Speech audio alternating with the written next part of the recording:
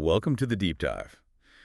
Today we're jumping into something really fascinating, some insights from the Hypnovibes YouTube channel. Yeah, Hypnovibes, they explore hypno-channeling. Right, which is like a way to connect with a deeper awareness, maybe access, bigger ideas. Exactly. And for this deep dive, we're focusing on one specific session. It features the hypnotist, Naomi, and a participant, Navi. And Navi was channeling his higher self, is that right? That's the idea. And what's great is we've got actual bits from the session itself, so it gives us a real window. Okay, cool. So let's dive in. One of the first things that kind of grabbed me was this discussion about curiosity.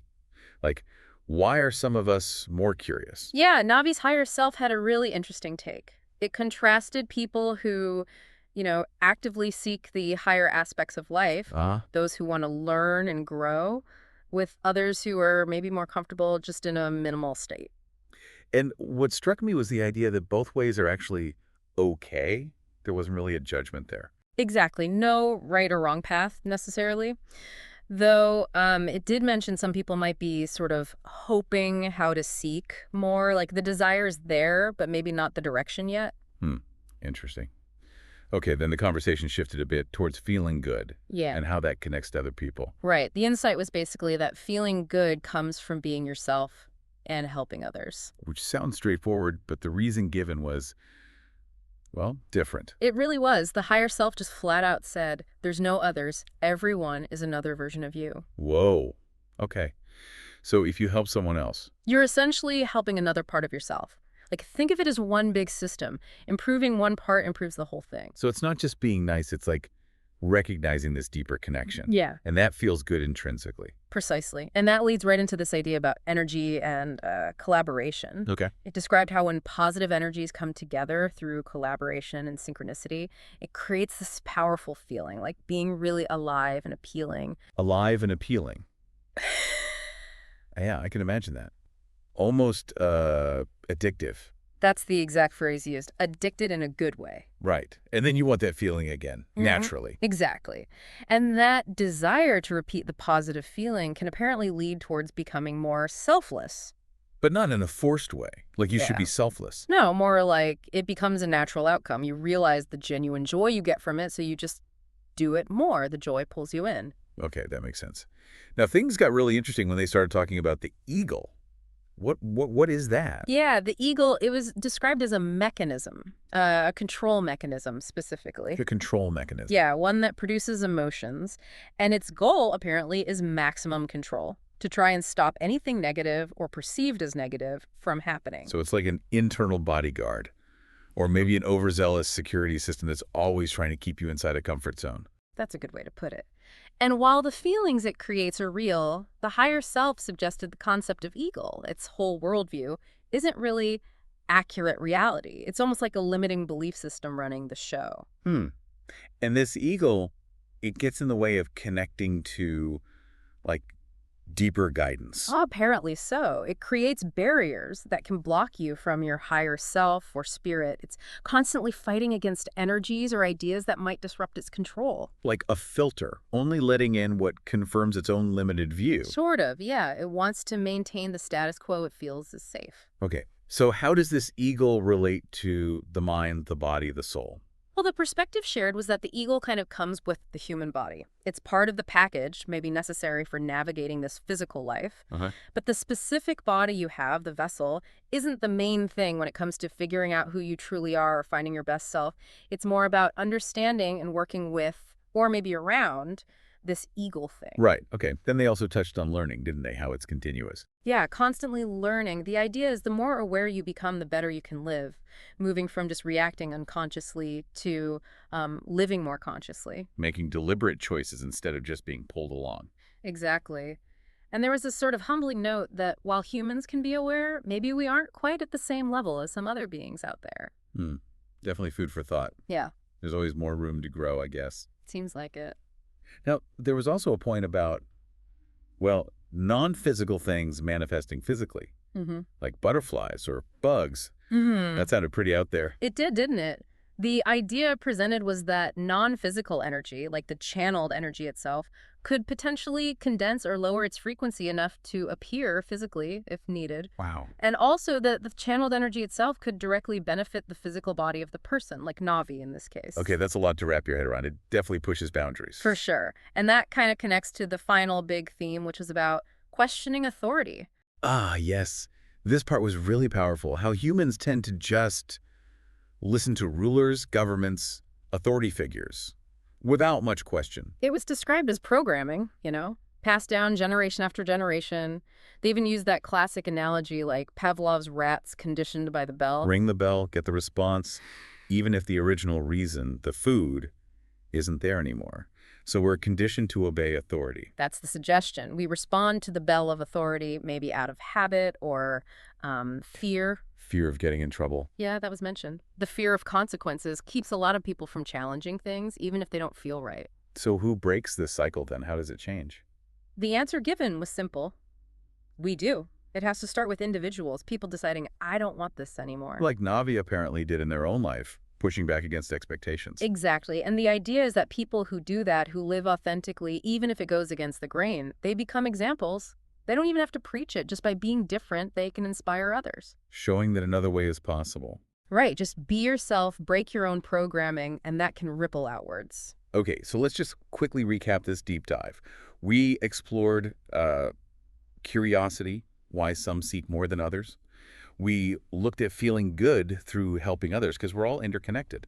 Yeah, and that energetic buzz from collaboration being addicted in a good way, then the whole concept of the eagle as this internal control mechanism. Think can limit us. Yeah. And the fact that learning is ongoing, we're always evolving our awareness. Plus the idea of non-physical manifestation. And finally, that deep-seated programming around authority and how individuals can start to break it. It's a lot of interconnected ideas, really. Definitely. And if this sparks your interest, you can find more on the Hypno Vibes channel. And Naomi Zhu's book, The Next Level You, on Amazon, also dives into related themes about raising consciousness. So maybe a final thought for you to chew on. Where does that eagle show up in your own life? That need for control, that fear. And what might shift if you really leaned into that idea of interconnectedness, that helping someone else is helping yourself? How might that change things? Definitely something to think about. Thanks for joining us for this deep dive. Why some people have more curiosity than others? They seek it. That's just the nature of the soul. Yes. Some people remain complacent. They remain in a state of just being minimal. They are comfortable with what they know and how they are. And nothing more, nothing less is needed, which is okay. There are others that seek the higher aspects of life and want to Create, or just do more, learn more. come more, and will go higher and deeper than they originally thought was available. And there are others that just go through life hoping others seek that, and through doing that, develop themselves in the same process. There's so many possibilities that one could go through if they choose to. So if I was going to ask something. So what is there such thing? That's what I believe. What can make us feel good is being who we are and also helping others, because there are no others. Everyone is another version of you. So when you make other people's life better, then you do feel joy. And that is usually give us the most joy. It does. Energies that you, collaboration of those energies, the synchronicity of those energies, those positiveness makes you feel so alive. And that feeling is Addictive in a good way. Now you just want to do it. mesmerizing. Right. You want to do it again and again. Yes. That's how I feel. And get to a point, you just want to do that. Yes. And you will become selfless, not because you are trying to, you just realize there's no reason to pay too much attention to yourself, because the joy comes from... Selfless is not the appropriate word. Right, maybe we don't have a word for that. It's not coming to his mind, yes. So, You don't have to describe it, just the feeling alone is enough. Selfless is not the word Those two words do not go together. What is, You're becoming more of yourself, not less of it. I see. What is ego? I want to hear more definitions about ego. It's a mechanism, it's a control mechanism that produces emotions that feel as if you are in your maximum control of your life.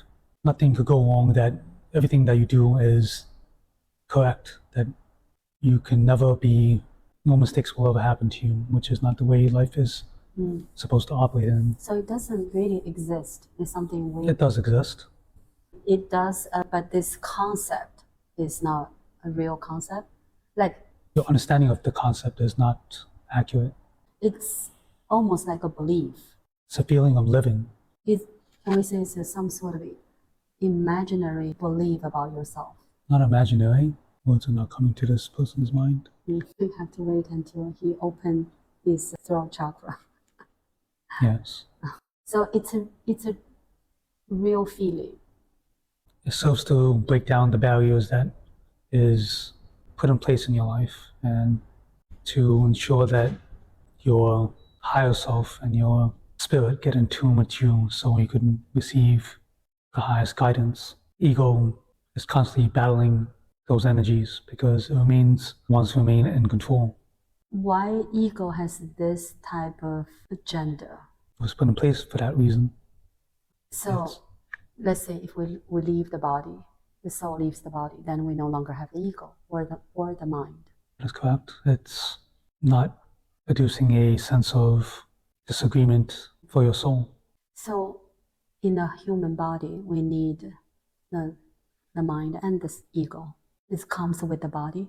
So what is the relationship between them? Includes it as part of his experience.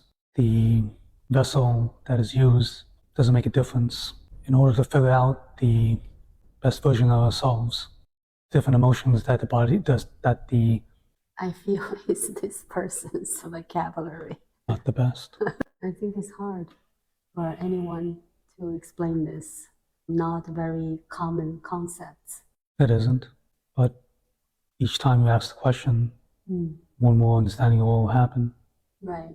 Because we never really learned. We don't have a We're school. constantly relearning. Say it again. You're constantly relearning. Yes.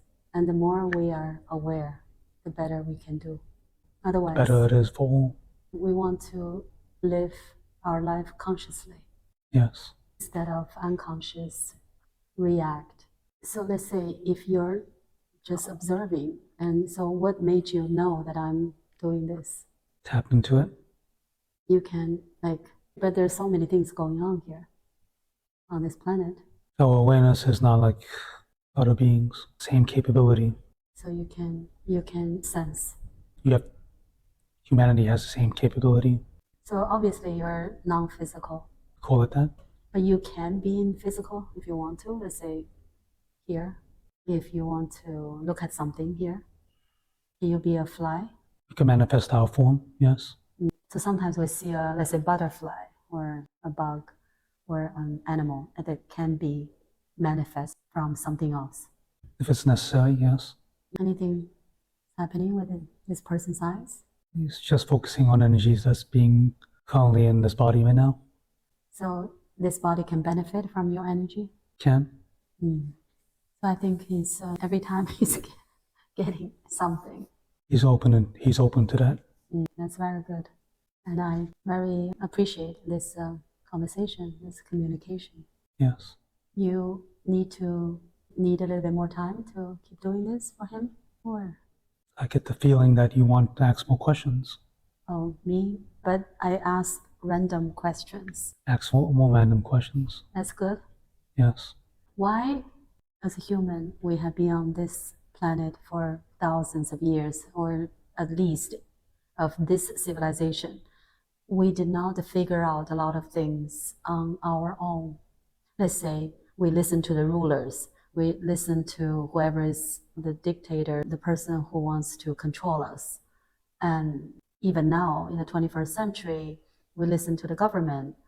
We're so used to listen to others and obey and do what they ask us to do.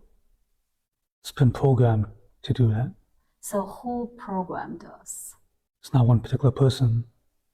I know. Generations of it have happened, and every era, every time period continued that cycle. Not one particular person. But why, let's say, a new generation? I know they will be a little bit different, but I don't see much difference.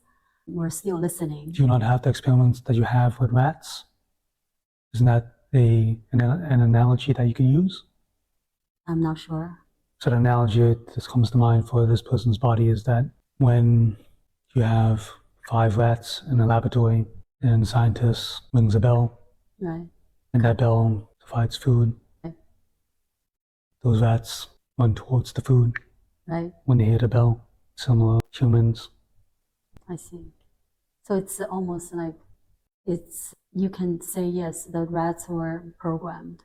Yes, even when they do not have But how about the food available, just the ringing of the bell. But okay, they're children, so they will teach their children and say, just when you hear the bell, you have food. Yes. So who can break this program? We do.